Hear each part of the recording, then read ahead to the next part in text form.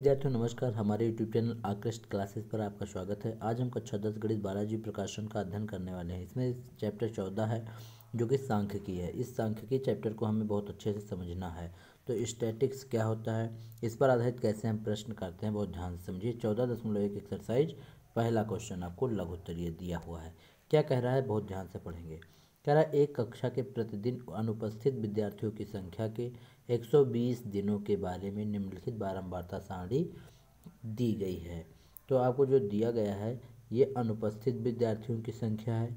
इसे ये दे रखा है 0 1 2 3 4 5 6 7 यहाँ तक दे रखा है। और कुल दिनों की संख्या दे रखी है ये सारे, कि मतलब पहले दिन में कितने अनुपस्थित लोग रहे हैं, फिर चौथे दिन में कितने अनुपस्थित बच्चे रहे हैं या विद्यार्थी रहे। तो इस तरीके से ये दिनों की संख्या दे रखी है और आपको अनुपस्थित विद्यार्थियों की संख्या दे रखी है। इस प्रकार का क्वेश्चन आए तो आपको कैसे सॉल्व करना है। और इसमें पूछा गया है कि प्रतिदिन अनुपस्थित विद्यार्थियों की संख्या का माध्य ज्ञात कीजिए। माध्य को ही हम लोग समांतर माध्य बोलते हैं। क्या बोलते हैं? माध्य को ही समांतर माध्य बोला जाता है। यहीं पर आगे समांतर लगाओ, कहीं कहीं पर समांतर माध्य लिख के आएगा, कहीं कहीं पर केवल माध्य लिखा रहेगा। जैसे यहाँ पर केवल माध्य लिखा है। तो इस चित्र को हम करेंगे क्या, जो आपको दे रखा है, क्या ये आपको जो दे रखा है अनुपस्थित विद्यार्थियों की संख्या, इसे x मान लेंगे। और जो भी बारंबारता दे रखी है, मतलब जो कुल दिनों की संख्या दे रखी है, उसे f मान लेंगे। f इंटू एक्स निकाल लिया जाता है। क्या निकाल लिया जाता है? f into x. तो मतलब 0 1 कम 0 ये आ जाएगा, 1 चौके 4 ये आ जाएगा। इस प्रकार से ये नीचे सभी का गुणा हम इसके साथ करते रहेंगे और इधर आप लिखते रहोगे। ठीक है, तो ये लास्ट में जब आएगा, ये सब मल्टीप्लाई करेंगे, 7 दूनी 14, लास्ट में ये 14 आ गया। अब ये करेंगे जो f वाला टर्म होता है, मतलब संख्या जो दी होती है, इसका जोड़ लेते हैं। तो ये कैपिटल, मतलब इसको जोड़ेंगे तो इसे स्मॉल एन या कैपिटल एन जिससे भी मानो वो योग कहलाता है। तो ये टोटल हमने जोड़ लिया, 120 आ गया। इसी प्रकार fx का जो योग करते हैं तो इसे सम ऑफ fx लिखते हैं, और इसको योग किया, जोड़ लिया तो 423 आया। अब करना क्या है, समांतर माध्य निकालना है। तो माध्य के लिए फार्मूला होता है कुल fx और अपॉन में कुल ये n। तो मतलब ये 423 आया, इससे आपको इसको आपको डिवाइड कर देना है। किससे? इसको आपको डिवाइड करना है इस n से, मतलब 120। यही आपको जो सॉल्यूशन आएगा वही आपका फाइनल सॉल्यूशन होगा। तो चलिए देखते हैं आगे सॉल्व कैसे किया जाता है। ये दे रखा है आपको कि समांतर माध्य बराबर sum of fx upon n। Sum of fx है 423 अपॉन n है 120। इसको जो हमने डिवाइड किया तो 3.53 आया। कितना आया? 3.53। यही आपका समांतर माध्य कहलाएगा। इस प्रकार से क्वेश्चन नंबर 1 आपका खत्म हुआ। अब हम चलते हैं क्वेश्चन नंबर 2 की ओर। क्वेश्चन नंबर 2 हमारा कहता है निम्नलिखित सारणी का समांतर माध्य ज्ञात कीजिए। ये सारणी आपको दी हुई है, इसका आपको समांतर माध्य ज्ञात करना। प्राप्तांक ये सब दिए हैं और आपको बारंबारता ये दे रखी है। प्राप्तांक को आप x मानोगे और बारंबारता को आप f मानोगे। f इंटू एक्स निकाल लोगे और इधर लिख दोगे। f इंटू एक्स जो भी आएगा, मतलब इसका मल्टीप्लाई करना है। तो 17 एकम 17 एकम 17, 18 दुन्ना, फिर 19 पंचे, इसी तरीके से सबका मल्टीप्लाई करते जाओगे। लास्ट में करोगे क्या, सम ऑफ fx निकाल लोगे, मतलब जो भी fx है आपका इसको जोड़ लोगे। और यहाँ पर जो n ये सारे हैं बारंबारता, इनको जोड़ लोगे और इस वाले को इस वाले से क्या कर दोगे, भाग। यही आपका समांतर माध्य कहलाएगा। तो 1257 ये है, तो इसको 60 से हमने डिवाइड किया, ये आ गया 20.95। यही 20.95 ही आपका क्या है, फाइनल सॉल्यूशन है। इसे हम समांतर माध्य बोलेंगे। इस प्रकार से क्वेश्चन नंबर 2 भी खत्म। अब चलते हैं क्वेश्चन नंबर 3 की ओर। क्वेश्चन नंबर 3 हमारा क्या कह रहा है? क्वेश्चन नंबर 3 हमारा कह रहा है कि निम्नलिखित वितरण में एक महीने में एक फैक्ट्री 160 मजदूरों की दुर्घटनाओं की संख्या दी गई है।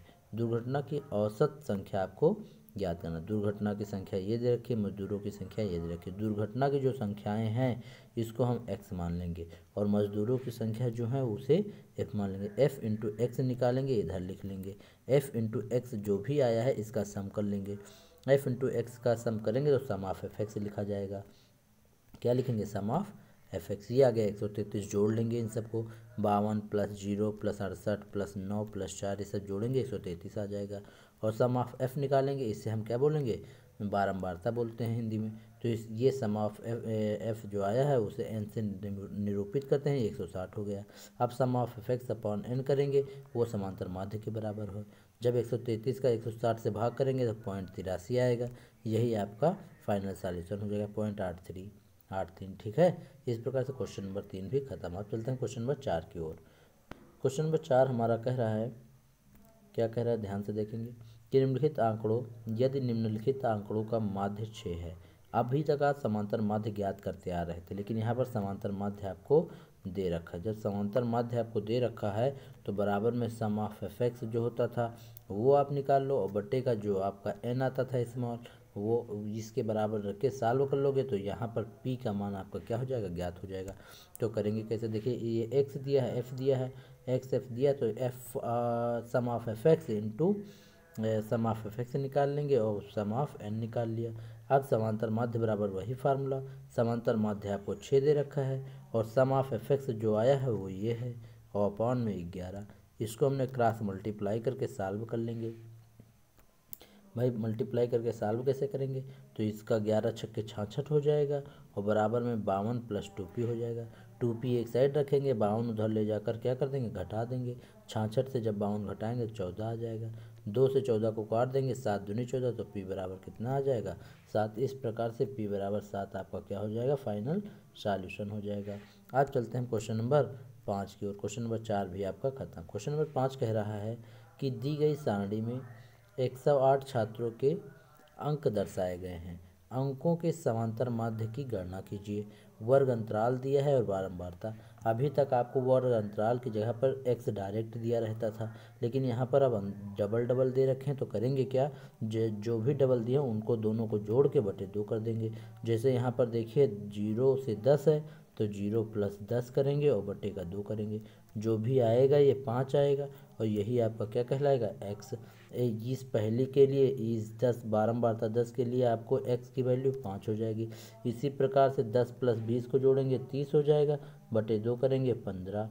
भाई ये चीज़ आप ध्यान दीजिए, इसमें कितने कितने का अंतर है। तो 30 से 10 40, 40 से 10 50, 50 10 60, 60 10 70, 70 10 80, मतलब 10 10 का अंतर है। तो इस x वाली वैल्यू में आप 10 10 जोड़ते जाइए, इन सब के लिए आपकी वैल्यूज फाइंड होती जाएंगी।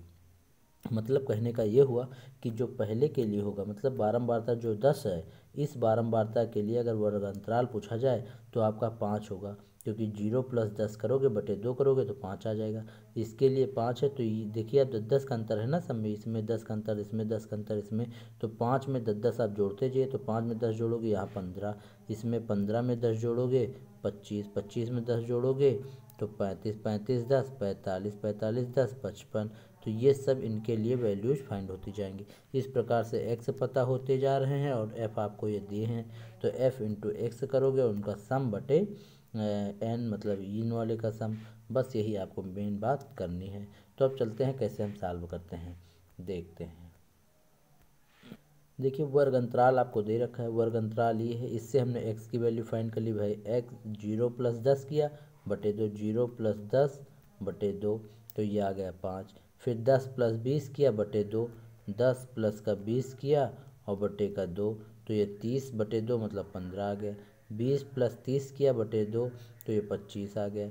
30 प्लस 40 किया बटे 2 35 आ गया। इसी प्रकार से सबको प्लस करते गए, बटे 2 करते गए, एक्स का मान आता गया।